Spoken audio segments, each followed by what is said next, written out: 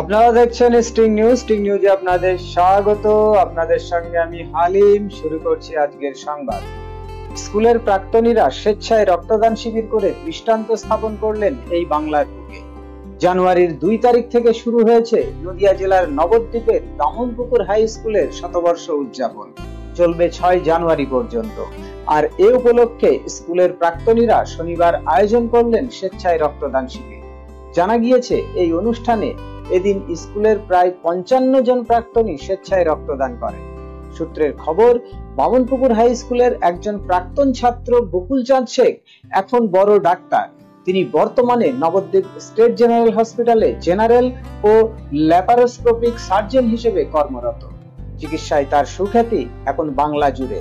ভালো কাজের জন্য বিভিন্ন সময় তিনি সংবাদের শিরোনামে এসেছেন।